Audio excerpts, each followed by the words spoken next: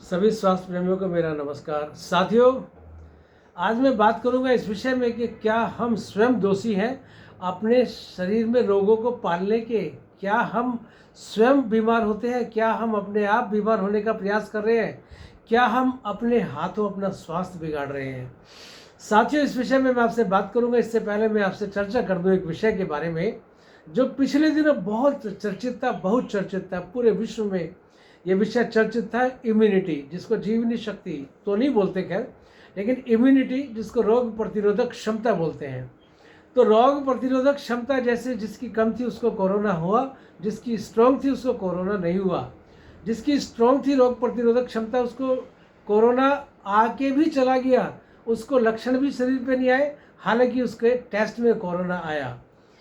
तो साथ ही इस विषय में मैं आपसे बात करूंगा। उससे पहले बात कर लें कि जो इम्यूनिटी है हमारी, जो जिसको बोलते हैं रोग प्रतिरोधक क्षमता, इसमें विशेष रूप से इसको यदि दूसरी भाषा में, यदि प्राकृतिक चिकित्सा की भाषा में इसका प्रयोग करें तो ये शब्द है जीवनी शक्ति, जो इम्यूनिटी नहीं है। हम किसी का आत्मरक्षा कर सकते हैं किसी से, वो एक अलग विषय है, लेकिन क्या आगे आने वाले समय में भी हमारे शरीर में ऐसी स्थिति बनी हुई है कि आत्मरक्षा के साधन है? वो जीवनी शक्ति है कि जिसको पॉजिटिव हेल्थ बोलते हैं, जिसको एक्सक्लूसिव हेल्थ बोलेंगे हम, कि आने वाले समय में भी शरीर रोगी ना हो। तो इसके विषय में मैं आपसे चर्चा करूंगा, इसके विषय में बात करूंगा। सबसे पहले एक बात छोटी सी मैं करूं क्या, कि हर एक शरीर की जो प्रत्येक कोशिका है, हर अंग की जो कोशिका है, वो एडी से चोटी तक कोई भी कोशिका क्यों ना हो, हर कोशिका के अंदर एक नैसर्गिक गुण है, एक प्राकृतिक गुण है कि वो उसके अंदर जैविक प्रचेतना है, जिसको बोलते हैं सोमैटिक अवेयरनेस। जो जैविक प्रचेतना है, सोमैटिक अवेयरनेस है कि वो ऑटोमेटिकली वो अपने आप को ठीक करना चाहती है, उसके अंदर ठीक करने की क्षमता है। उसकी इम्यूनिटी अपने आप इस तरह की है, लेकिन फिर भी बीमार होते हैं। क्यों ऐसा होता है? तो इस विषय में मैं आपसे चर्चा करता हूँ कि हमारी जो उचित, जो शरीर का जो जीवनी शक्ति होनी चाहिए, प्राण ऊर्जा होनी चाहिए, जितनी होनी चाहिए उतनी नहीं होती है। और जैसे जैसे ये प्राण ऊर्जा या जीवनी शक्ति का ह्रास शरीर के जिस भाग में होता रहता है, उसी भाग में रोग धीरे धीरे बढ़ने शुरू हो जाते हैं। तो जो जीवनी शक्ति, प्राण शक्ति के दो मुख्य कार्य हैं। एक तो ये कि हम शरीर में इनपुट जो भी जाता है हमारे सांस के द्वारा, हमारे मुख के द्वारा, दो तरह से इनपुट हमारी इंद्रियां ग्रहण करती है। जो सॉलिड फॉर्म में होता है, तो जो गैस के फॉर्म में होता है, जो हमारे शरीर में जाता है, उसमें से जो आवश्यक है, जो समुचित है, जो जीने के लिए ज़रूरी है, जो स्वास्थ्य के लिए ज़रूरी है, वो जीवनी शक्ति उसको रखने का काम करती है। और जो नहीं, जो अनावश्यक है, जो लाभकारी नहीं है, जिसको शरीर से बाहर निकल जाना चाहिए, जिसका कोई उपयोग नहीं, उसको बाहर निकालने का काम करती है। इसका मतलब स्वास्थ्य को बढ़ाने का काम करती है और रोगों को निकालने का काम करती है। तो स्वास्थ्य जो है वो तो ठीक है, लेकिन रोग क्या है? रोग है हमारे शरीर के अंदर जो टॉक्सिन्स हैं, हमारे जो शरीर के अंगों में जो मल है, उन मलों का संचय होना रोग है। ये विजातीय द्रव का शरीर में इकट्ठा होना, फॉरेन मैटर का बॉडी में इकट्ठा होना, ये बीमारी है, ये रोग है। प्राकृतिक चिकित्सा में यही रोग का मूल कारण मानते हैं कि हमारे शरीर में विजातीय द्रव, फॉरेन मैटर इकट्ठा हो रहा है। तो उससे क्या होता है? फॉरेन मैटर के इकट्ठे होने से शरीर में नंबर एक वात पित्त कफ का संतुलन बिगड़ना शुरू हो जाता है। दूसरा काम क्या होता है? बहुत बड़ा नेगेटिव काम क्या होता है कि शरीर में धातुएं जो है, सप्त धातुओं से शरीर बना हुआ होता है, ये सप्त धातुओं का संतुलन बिगड़ना शुरू हो जाता है, जिसको सामान्यतः आधुनिक चिकित्सा तंत्र में बोलते हैं कि डेफिशिएंसी ऑफ न्यूट्रिएंट्स, के न्यूट्रिएंट्स का अभाव, पोषक तत्वों का अभाव। तो उसका मूल रूप से आयुर्वेद में इसका प्रयोग करते हैं शब्द का, कि हमारे शरीर में धातुओं का प्रयोग, धातुओं का अभाव होना या धातुओं का संतुलन बिगड़ जाना। तीसरा क्या होता है हमारा, कि वात पित्त कफ का संतुलन बिगड़ता है, शरीर में बेचैनी, रोग और ये लक्षण आने शुरू हो जाते हैं।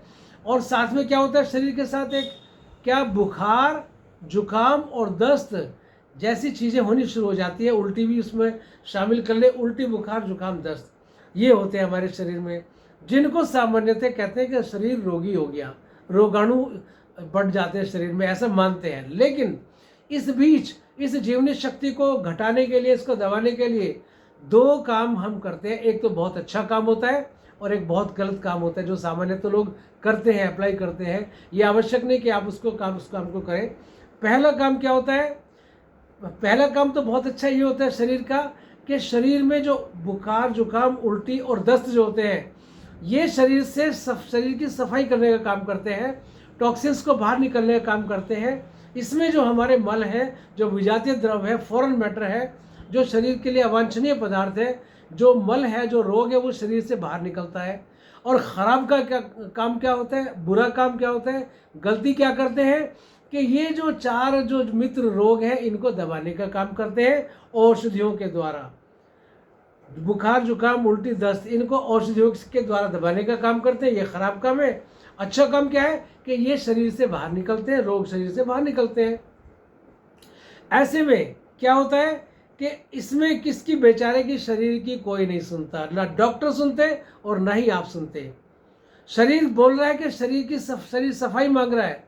कुछ लोग उपवास के माध्यम से, कुछ लोग आयुर्वेद के चिकित्सा के, प्राकृतिक चिकित्सा के माध्यम से इन रोगों को बाहर निकालने में सहयोगी होते हैं। पंचकर्मा करते हैं, प्राकृतिक चिकित्सा करते हैं, एनिमा, वमन और दूसरी क्रिया इस प्रकार की बहुत सारी होती है जिससे पसीने के द्वारा रोग को बाहर निकालते हैं। लेकिन कुछ लोग इसको दबाने का काम करते हैं। जो दबाने का काम है वही हमारी जीवनी शक्ति का ह्रास होना है। उसी से हमारी जीवनी शक्ति कम होती है, उसी से हमारी वाइटल फोर्स, प्राण शक्ति, प्राण ऊर्जा उससे उल्टा कम होती है। तो साथियों, जो व्यक्ति इस काम को करता है कि जो शरीर से रोग निकल रहे होते उसको ना निकाल के उनको दबाने का काम करता है, तो वो अपने हाथों अपना स्वास्थ्य खराब करते हैं।